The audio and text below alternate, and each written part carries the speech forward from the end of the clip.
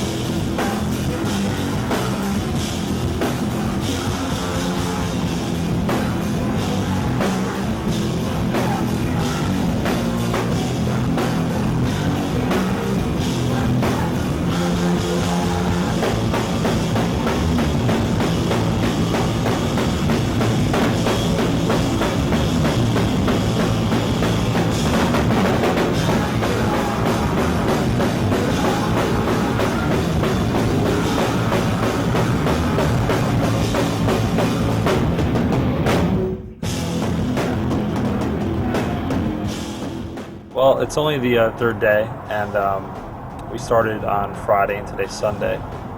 And our first show on Friday, about a few hours before the show, was the first time we practiced with a brand new drummer. So the first show is a little bit interesting just because we're getting used to playing with one another. But so far it's been good. We played in Riverside, California last night, and then tonight will be Gilman, and then we'll kind of make our way up the West Coast and then go on to the East Coast.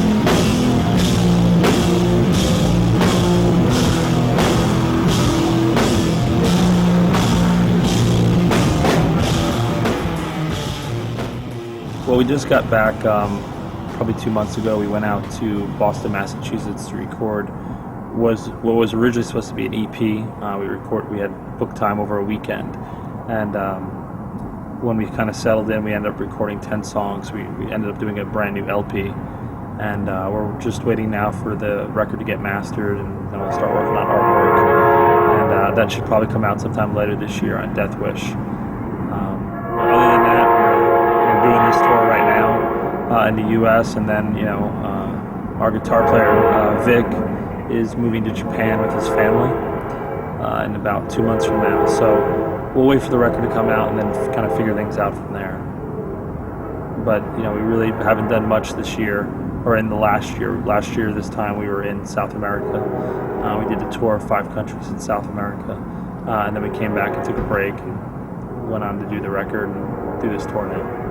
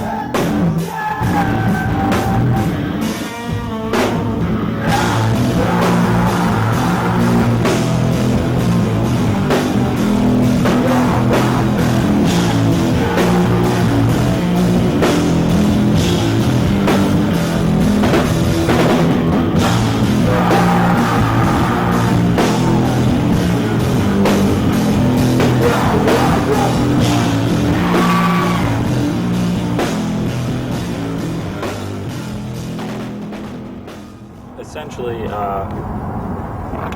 all three of us, the three primary members of the band, Trevor Cromer, bass player, myself, and Vic, all live in different parts of the United States, and basically we'll get together every year for about 2 days, maybe 3 days, just to practice and write and kind of hang out.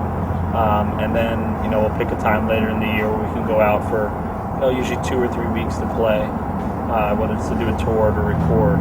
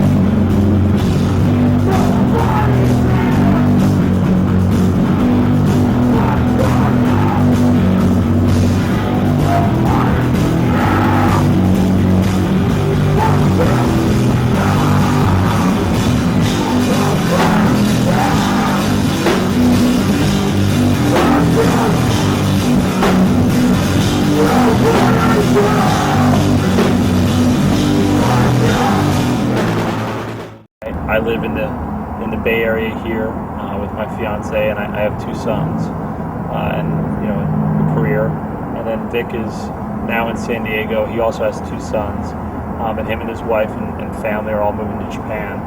And then Trevor Cromer, bass player, lives in Boston, and he's actually a musical therapist. So it's definitely hard to get schedules to align. But we manage to be able to get together about 3 weeks a year. And that's we just try to make the most of it and get out on the road for the majority of that time.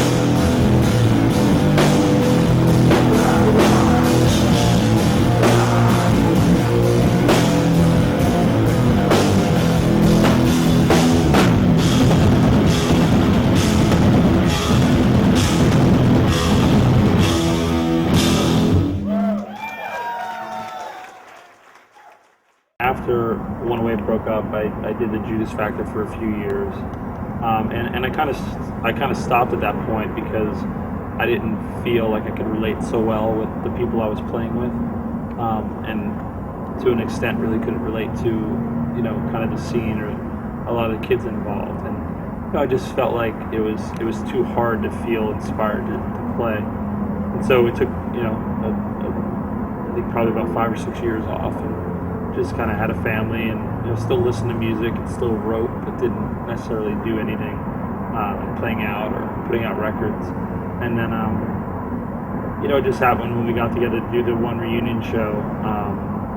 There was a natural chemistry. We all didn't really stay in touch at all during our kind of departure as a band, but when we got back in a room together, it kind of felt like we had never gotten out of a room together. And realistically, we probably got along better at that point than we did when we were a full-time band in the 90s. So it felt right. I mean, there was definitely some uneasiness, I think, on all of our parts in terms of playing music that we had made 15 years ago and how that relates to our lives now, because we're definitely very different as individuals and even as a unit. But we felt like the aim of the band was still pretty much the same, and we loved playing together and spending time together. So it just made sense to do it. And in terms of how I could relate to kids now versus maybe when I was doing the Judas Factor and I stopped because I couldn't relate to kids, I still struggle kind of with the same thing. I mean, it's not to not be expected. I mean, I'm a 36-year-old man and I have 2 kids, and so of course it's going to be hard to relate to the majority of hardcore kids were probably 21 years old or younger, but I still think there's a lot of common themes and commonalities between them and myself, and I guess I just try to focus on that. And so, at times it's a little hard to feel connected, but I enjoy playing with people I play with, and I enjoy the 45 minutes that we get to play on stage together.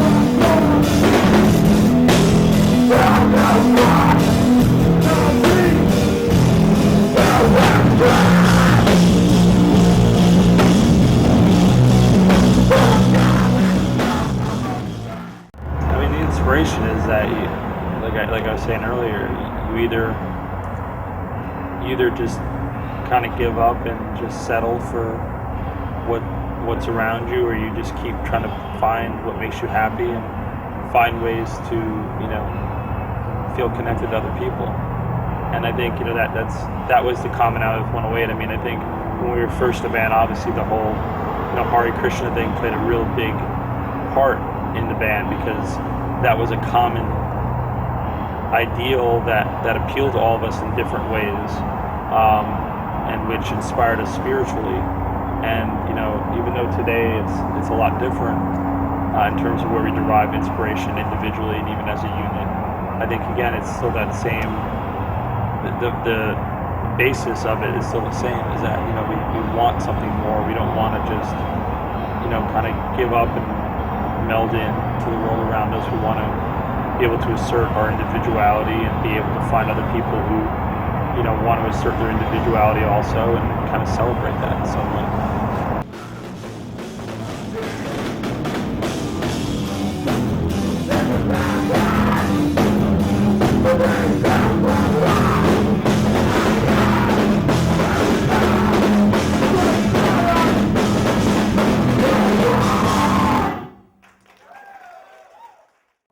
I'm definitely not a very nostalgic person.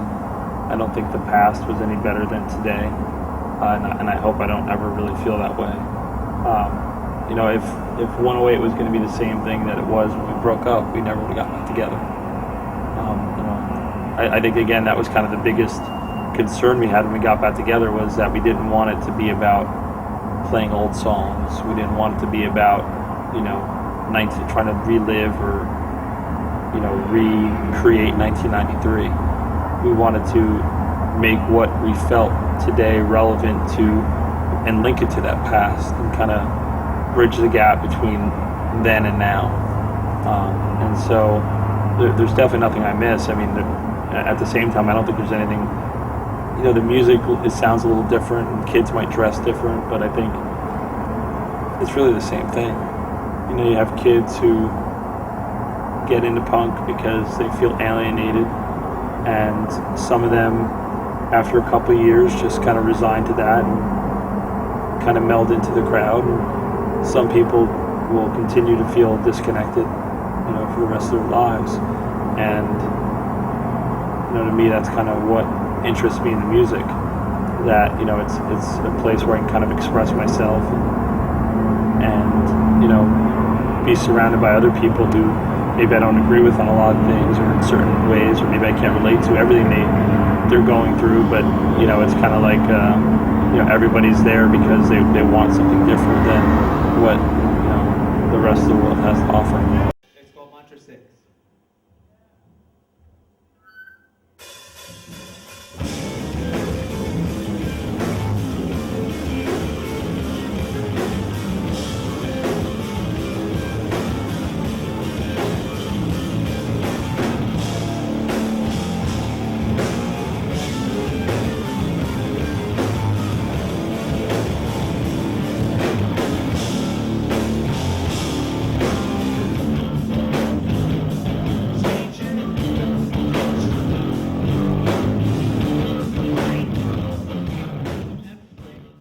got into punk rock, I could identify with the straight edge movement because, I'd seen people in my personal life, really have their lives ruined, or maybe not their lives ruined, but their the things they were going through that were negative were just,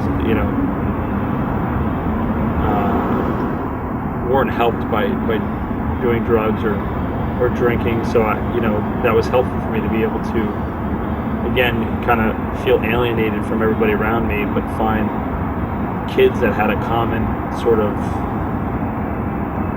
disbelief in the reasoning behind using drugs or alcohol to make you feel better.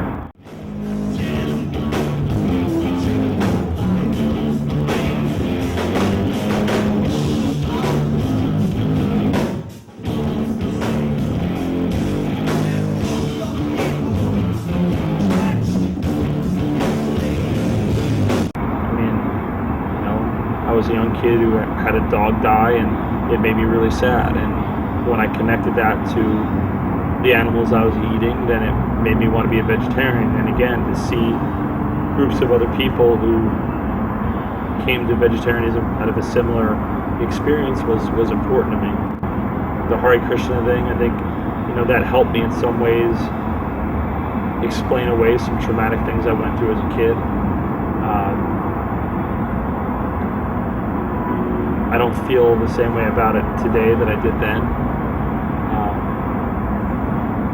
But I don't regret anything I did, because I wouldn't be here today if I didn't have that experience, and if I didn't have that opportunity to be involved with those people and with that, whatever movement or sect or whatever you want to call it. So yeah, they're definitely a part of who I am today. I still, yes, for all intents and purposes, I'm straight edge. I don't drink, I don't smoke. I don't necessarily relate to most straight edge kids, because I'm not, again, I'm not that 17 or 21-year-old kid who's fighting peer pressure. Me not drinking alcohol or smoking cigarettes has nothing to do with not wanting to succumb to peer pressure at this point in my life. But it's still, it's a part of who I am. Since I was probably 21, vegetarianism was probably a little bit more important to me than straight edge, just because I felt like, vegetarianism was more about compassion to not just people but animals and the world around you, where straight edge doesn't mean that. You can not drink alcohol and be a complete asshole and ruin people's lives and do horrible things, and you could do that and be a vegetarian too, I guess. But I guess I felt like, straight edge is about yourself, vegetarianism is about animals and people and the world around you. And so again, I can appreciate the straight edge bands, and I guess I'm still a straight edge person in most respects. In terms of vegetarianism, it's important to me. It's still important to me today. And the whole Hare Krishna thing was important to me a long time ago, and it's still a part of who I am in some respects.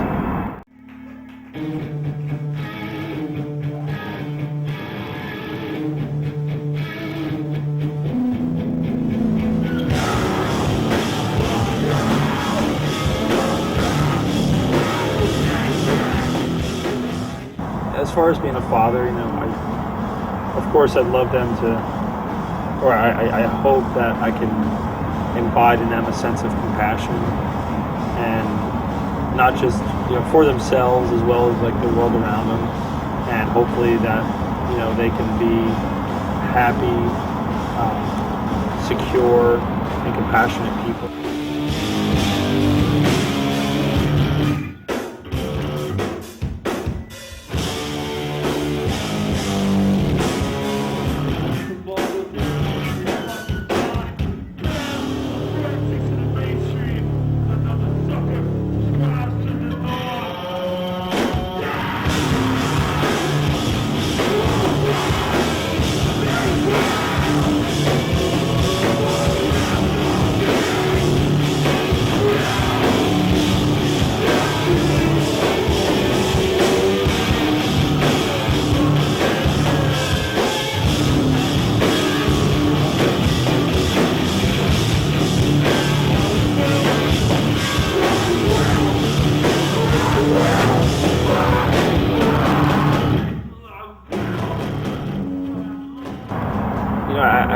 don't care if they're a doctor or a fireman or a fucking, cashier at a health food store. I don't care about that. I just hope that they're caring and compassionate and loving people, and that they know that, that I love them, that I would do anything for them.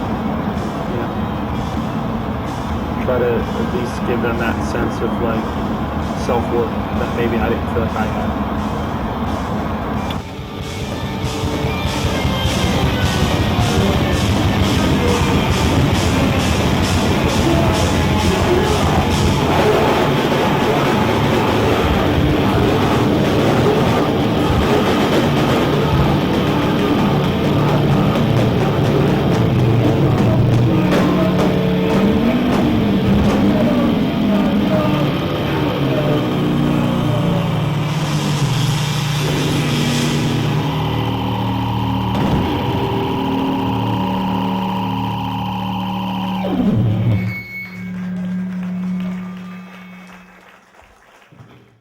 I think the thing that keeps me interested today is, just trying to enjoy simple things in life. I have a pretty simple life. I go to work every day. I come home. I cook dinner. I hang out with my fiance. When my kids are around, I hang out with my kids. We go to a park, play on the swings, maybe take them to the beach, get on a bike, ride a bike, cook a meal. It's kind of simple things. I'll watch TV. I might read a book. I think the big thing for me at this point in my life is I'm trying to catch up on just enjoying who I am and enjoying the people around me, and not feeling like I always have to be on a quest for some cause, or a quest for the truth, or feeling like I've got to do things to make up for my past. It's just it's still there to some respects, I guess, but most of my life now is just focused on being a happy person and trying to be loving and caring for the people I care about. This song is called Arctic.